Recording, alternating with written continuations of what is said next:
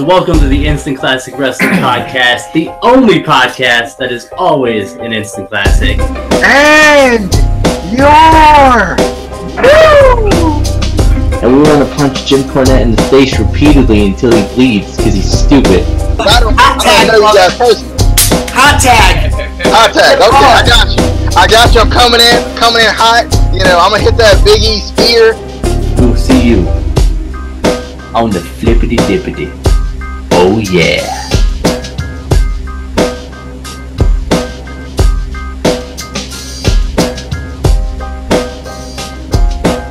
Welcome, you beautiful, lovely, wonderful people who are watching this video right now to the Instant Classic Wrestling Podcast, the only podcast that is always an instant classic. We are on the road to WrestleMania on our WrestleMania road trip. We've been through a couple of, good WrestleManias so far, except for Justin's. I don't know. And we are at WrestleMania. They're going to do it, so I'm just going to do 10. They're going to, yeah, DJ's doing it right now. 10, yeah. We're at WrestleMania 10. One that I was excited for, not one that I picked necessarily, but one that I'm definitely excited for. I think it's the best one so far that we've had. 4 was obviously the best so far, but this one's even better than 5 and 6. Who would pick 5 and 6? But anyway, this was held on March 20th of the year 1994. Show of hands for anyone who was alive. I mean, you were like that. Yeah, that's right. I was alive. You were like 96. But I was like 37. Get it right. God. 37. But anyway, so Little Richard performed America the Beautiful, and I fucking lost it. Only Little Richard would dim the lights and have his own choir for America the Beautiful. And then, I don't know if you guys noticed this, but during his performance, the camera went to a group of Asians who looked so confused. I was like, racist! Any thoughts on the beautiful rendition of America the Beautiful by Little Richard? Well, if you didn't know about the song, it was quite beautiful. I definitely liked it. I think Little Richie gave it a nice flavor. He gave it something different. You don't always get that from every singer, which is nice. So I definitely thought, he gave it a different feel. He had his own choir and everything, which was nice. But like I've said before, though, I feel like singing America the Beautiful or the national anthem just makes the event feel bigger, makes it feel like a true sporting event more than just sports entertainment. But overall, I felt like this show seemed like it was getting very much into the sports entertainment aspect of everything, more than the shows from the past. There were more storylines and everything involved. So I just kind of noticed that from this show than the ones from before. Yeah, I really enjoyed this, him singing, it kind of felt like a different vibe, like him. I just liked it. It was good, and I thought that was funny. Yes, I do agree with Casey, like that point to the Asians. Oh, God. Oh, man, that point to the Asians, that was kind of racist there, but, I thought it was good, and this was probably one of the best WrestleManias I watched so far, that we have done. It was the best so far. I don't know what you're talking about. Was one of. It was. I meant the best. That's what I meant to say. It was the 10th anniversary of the first WrestleMania in history ever in life of all time in Florida, even though it wasn't in Florida. I don't know how we added Florida to everything. but it happened. It's the World Championship of Florida and the world. It's the Tag Team Championships of Florida and the world, and this is WrestleMania of Florida and the world. I don't know. But moving on. First match was one of my favorites on the card. Owen Hart versus Bret Hart. I thought this feud was awesome. It was a great push for Owen. You know, it was pretty much all about Bret up until this point, and this match and this feud kind of, you know, pushed Owen a little bit. You know, got him over a little bit more. But it was a great opening match. I liked the slower, kind of methodical pace, which I think was great for both Owen and Bret. You know, kind of, which is kind of what we're used to with them. You know, with more of the technical work that they do in the ring. We got some nice viciousness from Owen, which you know you kind of expected. He was more of a heel at the time, and I feel like he worked better as a heel throughout his career than a face or anything like that. You know, but like I said, it was just a really good push for Owen, and the fact that it was against Bret Hart, who happens to be his brother. You know, it made for what was going to be a great match either way. You know, anytime you put relatives, especially brothers, in a match, you know, you're going to get a good match just with the chemistry. You know, they know each other so well. DJ, thoughts? All right, my thoughts on Bret Hart versus Owen Hart. This was a good back and forth personal matchup, which was nice, and you could see these guys were obviously going all out, and I think, you know, obviously they're at the peak of their performance at WrestleMania, but too, I think going against your brother makes you kind of go a little bit more than you probably would, you know, trying to one up your brother or whatever.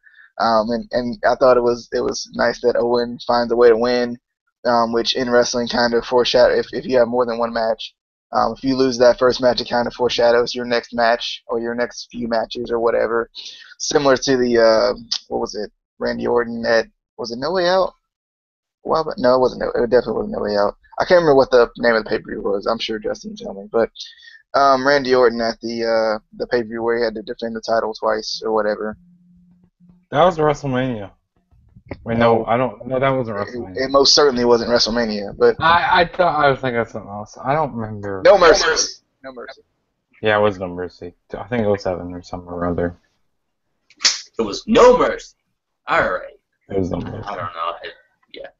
But moving on to a mixed tag match. Hey, I didn't even get my thoughts on the match. Well, that was the point. I need to get my thoughts on the Fine. I thought the WrestleMania comment was your thoughts. I'm sorry. No. So, you know, this was probably one of the best WrestleMania matches up to this point, you know, like 1 through 10, you know, because we had, you know, a lot of good matches before then, you know, like with Hogan and Savage, and Ultimate Warrior and Hogan. But like I said, this is probably one of the best matches up to this point. You know, this was very well built. The tension between both of them, you know, when they were tagging, you know, you can see when they were going to be breaking up, you know, when they show like some highlight stuff of them. I like that. That was cool. And also, you know, Bret Hart won the Royal Rumble that year, and then, you know, also feuding with Owen Hart.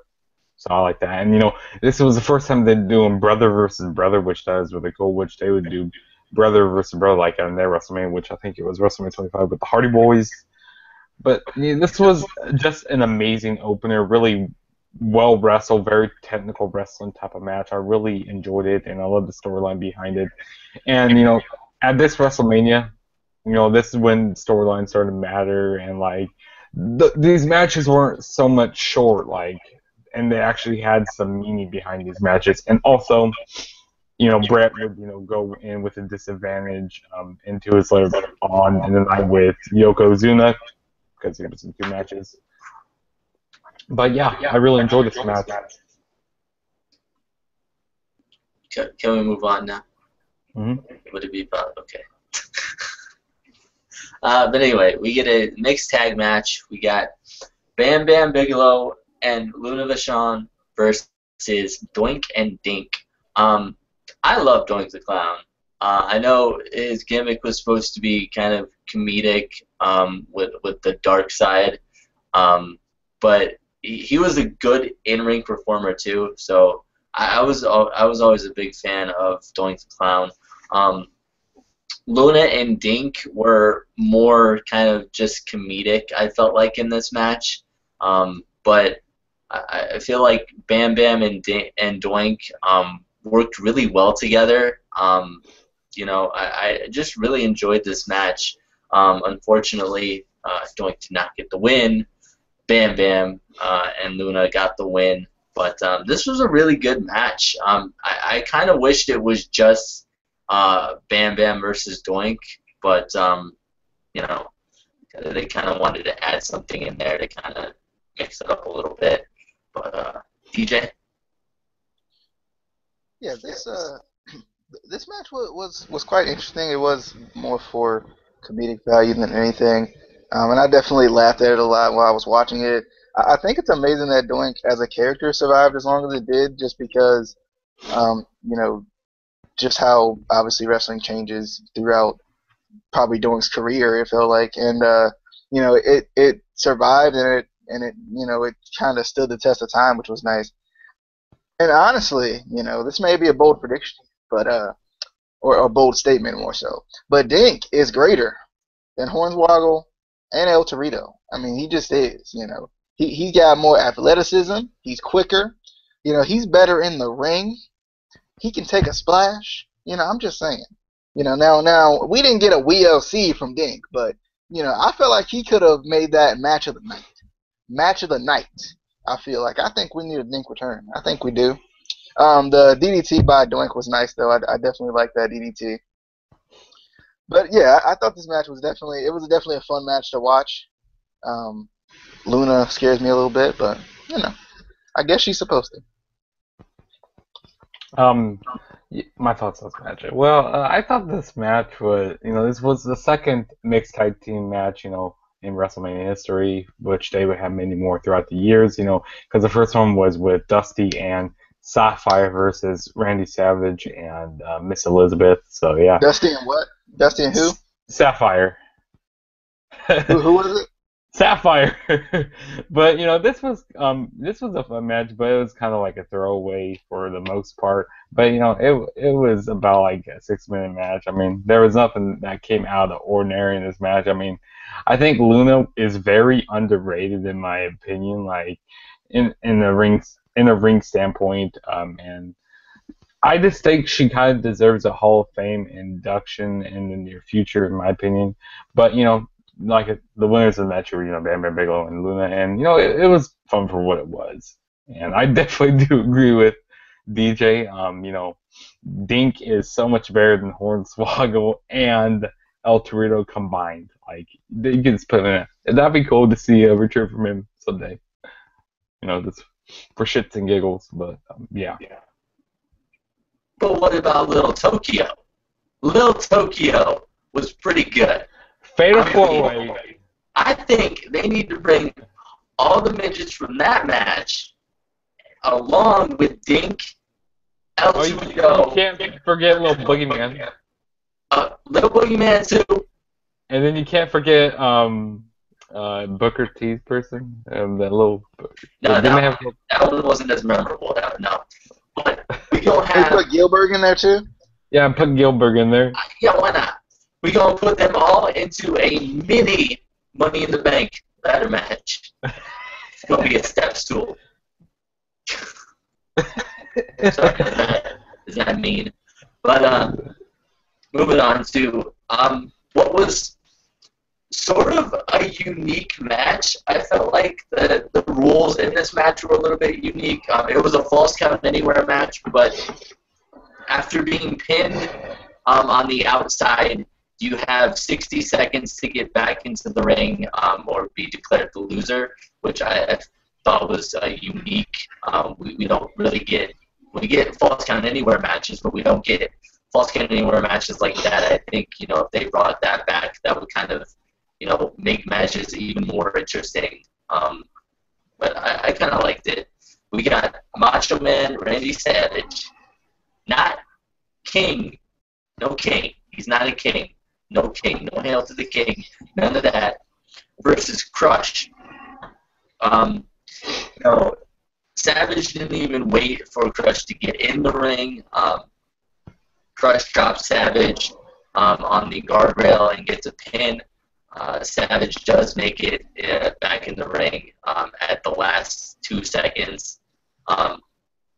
Crush gets Savage stuck in the ropes. While the ref helps Savage, Mr. Fuji gives Crush salt, the ceremonial salt, which I don't know why Crush needs that, but because he's not that he can't have it. I'm not saying, just because he's not Japanese that he can't have it. I'm not saying that, But Savage reverses, and Crush gets the salt in his own eyes. That was kind of cool. Smart move there. Savage pushes Crush out of the ring and gets a pin. Mr. Fuji pours a pitcher of water on Crush to kind of revive him. Like Savage, Crush makes it back in at the last 2 seconds. Basically, Cena did again. Savage gets Crush backstage and gets a pin and then ties him up on random scaffolding that was back there. Because why not? Just random stuff. I don't know. And Savage gets the win. I like this match. I always remember growing up seeing that clip of Savage tying up Crush. But I thought this was a pretty good match. And like I said, I feel like they should bring back those rules for Falls Count Anywhere matches. I think that would be interesting. DJ. I agree. It does create another wrinkle into the Falls Count Anywhere system, which is nice. First off, Casey, forget you. Hail to the king. Second off, to the match. To the match. To the match. To the match. I definitely the match. But to the match. I did like the 60-second thing. I thought it was a nice wrinkle. This match was pretty good though. I definitely liked it. I like how Fuji was out there kind of helping out, dumping water on people and whatnot. It was cool when the fight went to the backstage area because we said this many times before, we don't see that anymore in wrestling. And for this to be a Falls Count Anywhere match, you might as well exploit the Falls Count Anywhere, the anywhere portion of it, rather than Falls Count outside of the ring match. Because I think that's what they probably should call it today, but they don't. But I thought this was a good match. I definitely liked it. But yeah, I mean, I feel like this was pretty good. I thought this was a pretty decent match, and I was kind of surprised that Macho Man was still wrestling at this point in his career, because, since this was in 1994, and, after quote-unquote retiring to Warrior 3 years ago prior, so, I was kind of, surprised that he was still wrestling. So this kind of made me think of, all the missed opportunities that, through the final half of his career, and he kind of pitched that he wanted to work with the coming up star, Shawn Michaels, which, they would have a 2-year blow off where, pretty much Shawn Michaels, they would make him pretty much become a big star. I wish that would have happened, because they would have put on some really great matches with each other. But this feud, could have, like I said, could have been really great, but, they just missed a really big opportunity to do that there. But this was actually a pretty decent match, what they did here with Crush. I like the rules, where you had to get back in 60, was it 60 seconds? I mean, yeah, you had to get back in that time. Was it, DJ? What? Again, well, you had to get in the ring in a certain amount of time. I think it was. Yeah. So like I said, and they used the Falls Count Anywhere stipulation, to their advantage in this match, and I just think this was very fun. And also, at this time, you kind of had a movement of, a young movement, with Shawn Michaels, Diesel, and Bret Hart, and you could throw Yokozuna into that list also because Hogan was gone at this point. And I think Piper was still around for a few more years, because he wouldn't be in WCW for a few more years. But like I said, I just really thought they could have did more with Macho Man at this time during the latter half of his career. But yeah, and I enjoyed this. This was fun. Right. So, moving on to the World Wrestling Federation Women's Championship match. Not the Divas, women. We got Leilani Kai versus Alundra Blaze. I thought this was a good match. Alundra did retain the title. It was a good match, but it wasn't anything spectacular, I didn't think. DJ, thoughts? Yeah, it was a good match, but I felt like it might have even ran a little shorter than I anticipated. It felt like it was a little short. It felt like they were working well together, and then at the end, I didn't feel like it was supposed to end right there. But it was nice to see Alundra Blaze because I haven't really seen a lot of her matches. But I thought the match was good. It ended a little too early.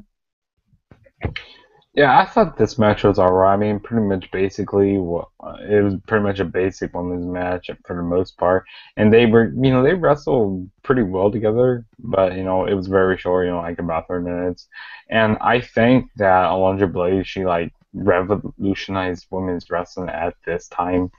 And she pretty much ran with the ball at this time, back in the early 90s, back in the early 1990s. And, I mean, this wasn't really a match too out of the ordinary. I mean, it was really no different from a Divas match you pretty much see today. I mean, pretty much, they want to get 5 to 10 minutes of wrestling, but I wish it kind of would have, but because I think they could have had more time to work, and they did a lot better things in this match also than what Divas do today. But this was very good, and I enjoyed it for the most part, and I think that Alundra Blaze, she kind of was not Alundra Blaze. How do you pronounce her name? I would have botched her name. Leilani Kai. I think she was kind of a little underrated in my opinion, but yeah, like I said, it was fun, and I didn't really expect the match to end by it was by a German suplex. Yeah, it was by a German suplex. So yeah. But have you seen Sasha Banks? Have you seen? Yeah, I have. I love Sasha Banks. She's my girl from Boston, Massachusetts. Don't ever try to say Boston, but Boston. Boston, Massachusetts. Let's move on to the WWF Tag Team Championship match. We got Men on a Mission versus the Quebecers. I just love the fact that we got both Mabel, aka Big Biss, but with Johnny Polo as the Quebecers manager, aka Raven. That was kind of cool. But I thought this was an entertaining match. Men on the Mission win via countout. So the Quebecers unfortunately retain, but don't leave with their belts because Men on the Mission grabbed them, and they wasn't gonna go back in there because Big Biss in the ring. You don't mess with Big Biss, especially when he wearing purple. You don't mess with that man. DJ, only real men wear purple. Do you mess with that man, DJ? Well, I don't think I'd mess with that man. I don't care if he was wearing purple. I don't care if he's wearing pink. I don't care if he's wearing polka dots. I don't care if he's wearing horizontal stripes. I don't care if he's wearing vertical stripes. It don't matter. I'm not messing with Big Biss. I tag team with him though. I will tag team with him, but I will not mess with that man. But I definitely like Men on a Mission though. I thought it was very like it got me going. It got me into it. Because I love Big Biss anyway. But you just you felt like Men on a Mission were gonna get this win. You just did, and then. Yes, technically it did. I mean, I guess technically they did, but you just felt like they were going home with those titles, which I guess technically they did. But like you just felt like they were gonna win. They were gonna win the title. Which technically they. I'm done. Okay, so this match was by countout, which you guys already know I don't like countouts, but I don't really remember much from this match. But as I said earlier in these reviews, these early Mania reviews, the tag team matches, they kind of stole the show back in the day, but this match was not so much here. I don't think this match really stole the show, in my opinion. I mean, at this point, pretty much like the main events, we're starting to steal the show, like with Yokozuna and Bret Hart, and pretty much like the Intercontinental Championship match was starting to steal the show. I mean, pretty much those were starting to steal the show. But something that got me thinking and also with Hogan not being in the main event all the time, so that was good that that they were changing it up. But something that got me thinking, reminded me, the Man on the Mission kind of reminded me of what the New Day are today, in my opinion. Like, I just, do you guys think that? They remind me honestly of like if R-Truth had like a twin and started a tag team. I don't like that. They reminded me more of that than the New Day. I could see it, but they reminded me a little bit more of Crime Time than I think the New Day. I actually did see that. Or Tons of Funk. Tons of Funk, I think, is perfect. Spot on. Yeah. I get it. Yeah. Anyway, let's move on. Because, Justin didn't think this was the greatest match of all time. Freaking Raven and Big Vess. How dare you? Anyway, we get the first of two World Wrestling Federation Heavyweight Championship matches. We got Yokozuna versus Lex Luger with special guest referee Mr. Perfect. First of all, can WWE just hire Donnie Wahlberg to do all ring announcing forever? Because that was amazing. That was the best ring announcing I've heard it was amazing. But I like this match. I love Mr. Perfect disqualifying Luger for shoving him. And obviously still Yokozuna, the WWF champion. I feel like I feel like it was predictable because the build up to Bret Hart, and they were pushing Bret Hart so much at the time. I felt like they were pushing Luger too, but not as much yet. And I don't know that Lex Luger really got to that point in WWE. I feel like I don't know if he ever really did, period, even in WCW. They always had him as like the next big thing, but I don't know that he ever really got to his full potential. But any thoughts on this match, DJ? Yeah, Yokozuna was just fun to watch. I liked watching him, especially in this match and the main event. It was something about him. Like he had that presence about him, obviously, because he was massive, but still, it was a very like stereotypical like Japanese gimmick that WWE would throw upon the Japanese people. But I will give you credit. He ain't even Japanese. He related to The Rock. That's true. But still, like it was one of those type of gimmicks where he looked Japanese, so whatever, close enough, right? Japanese. I don't know. I'll have to check. But I mean, it worked though. Like they did a good job with it. It was something that like you can use these type of gimmicks as long as you make them work. Because I feel like the Rusev gimmick worked really well too. Before they put him in League of Nations, the Rusev gimmick was working really well. But I I thought it was funny how Yokozuna put that little like pressure point, older brother on younger brother submission on Lex Luger, and Lex Luger was just like he was just sitting there, just hanging out, like just for a look. Like it just happened to be that one time the camera caught his face. He was like just looking out to the crowd or whatever. I just thought that was funny. And I forgot about the forearm thing. Like he used the forearm so much because it was supposed to be surgically repaired and had like a metal rod inserted in it because he broke it so bad or something like that. I just thought that was funny. That was funny too. But yeah, I thought this match was actually pretty good. I agree with Casey though. Lex Luger never did really live up to his potential. He was kind of supposed to be the Hulk Hogan after Hulk Hogan left, and he just wasn't. He wasn't. I don't know if he wasn't as charismatic or what, but he just didn't come off to me as a star. It seemed like.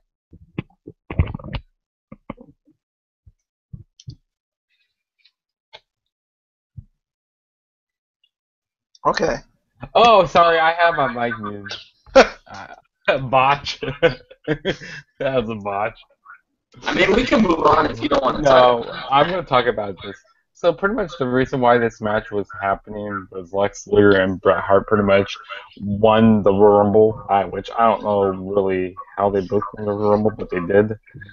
And from what I understand, like Lex Luger, he was supposed to win the title back at SummerSlam, but of course it was like the year before in 1993.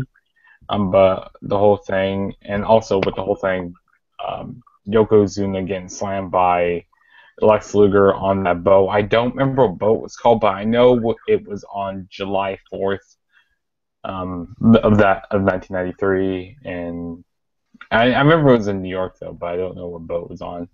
Which I think they should have gave him the title back at SummerSlam because you could have had Luger versus Bret Hart at WrestleMania, and because Yokozuna, his title reign will be really lengthy, like 200 I think it was like about 280 days or something like that. I think it's like he's tied up there with like Cena or JBL, I think so.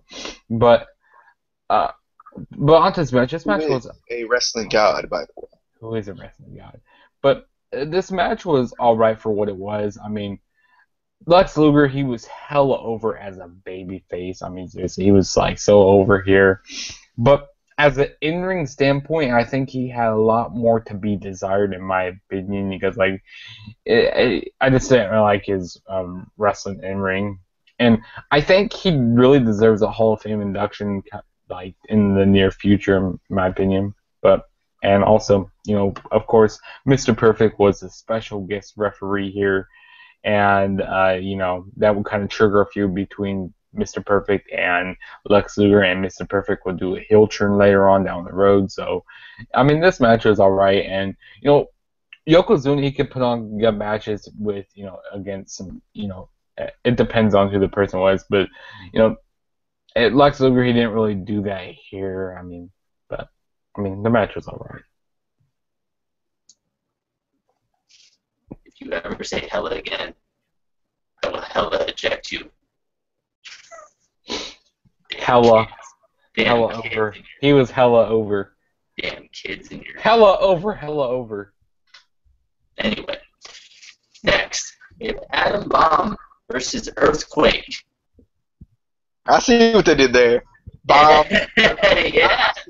Yeah. This could have been a good match, but I blinked, and it was over. So I don't know if this was a good match. I mean, maybe the atom bomb went off, and that's what happened. I don't know. Did you guys see the match? Because I don't know. I think this is actually the first time that, someone has actually missed an earthquake. I thought that was something you just couldn't do. Like, I thought you would feel the tremors or something. And, like, I think I went upstairs to get some drink, and I come back down and the match is an earthquake walking away. And I'm like, wait, Did I miss the earthquake? I didn't even feel it upstairs. You know. Come on. I mean, I went to go to the bathroom during this match, and then when I get back, like, I saw the match was over. Like, what in the hell? Like, I thought this match could have been a little longer, but it was just a fucking squash. I did not enjoy this at all.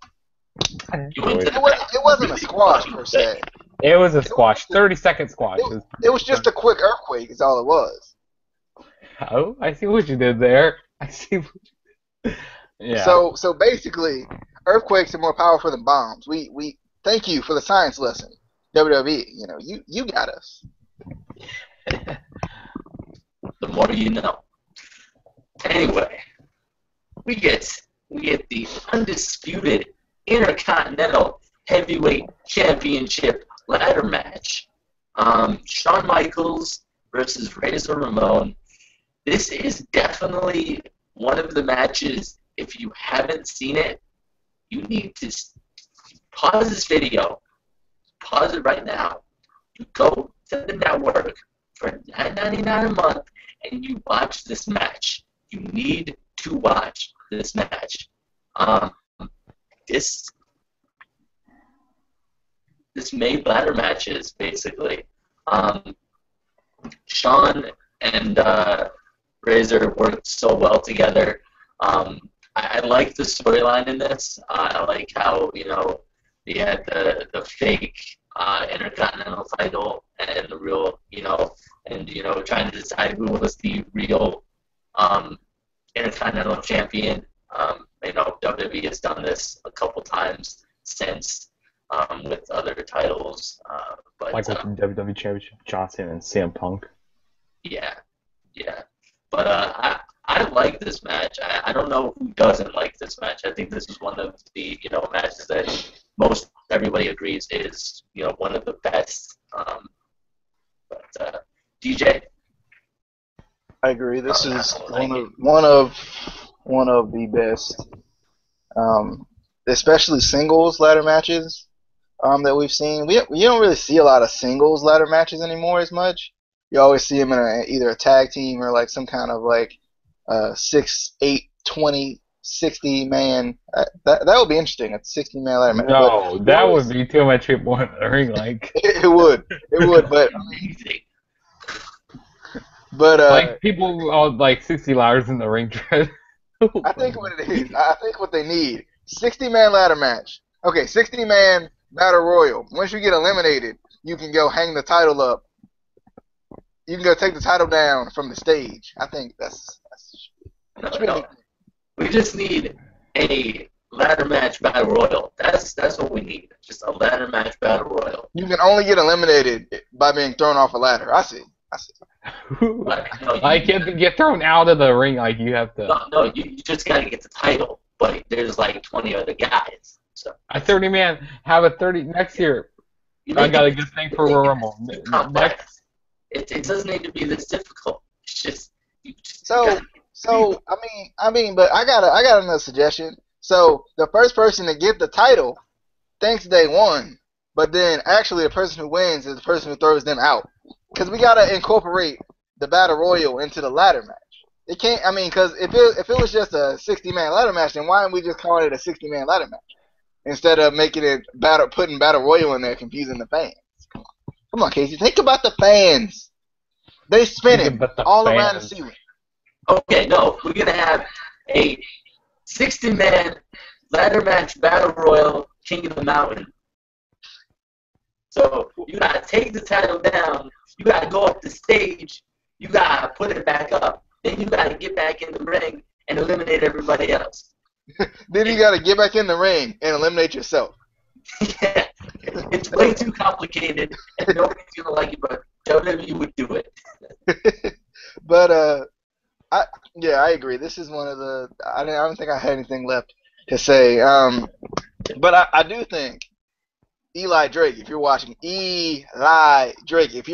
this, you could have learned a little something from Shawn Michaels. I'm just saying. Pull your pants back up, son. Pull your pants back up. Well, I thought this match was very good. Probably one of the best WrestleMania matches ever. Like this goes back like to my for the first match they had of the night. With Bret Hart and I'm about to say Bret Hart and Owen Hart. The storytelling in this match was also really good. I like Casey said, with the fake title belts, with one of the fake title belt Intercontinental Championship, trying to decide who is the actual Intercontinental Champion, which I really enjoyed that. And this was a great way to pretty much get the ladder ladder match started off, and on a high note, like on a high. I'm trying to figure out the word I'm trying to say, or like a high. Ha, get it? No pun intended. But yeah, this was. No, not every pun is intended, but like I said, very fun match, and also Diesel was here to, be, Shawn Michaels' bodyguard, which he didn't get involved very much with. That was good, and you knew that they were going to be doing something big with Diesel, here because Vince McMahon loves his big guys. I mean, seriously. Diesel was here to use his creative control. He's here to use his creative control, but of course the winner of the match was Razor Ramon, and this was just a very good match, and I really enjoyed that. Really on the high note here. That's pretty much all I'd say. All right.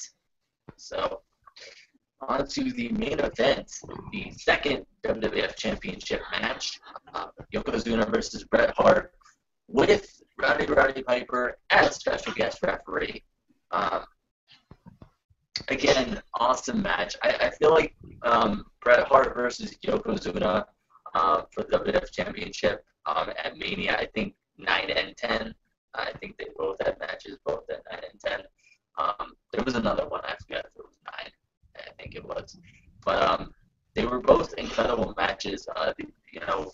Yokozuna and Bret Hart just worked really well together. They had good chemistry. I enjoyed watching them, and just for the fact that it was for the WWF title, and Bret Hart finally won the WWF title from Yokozuna. In the previous match, he didn't win.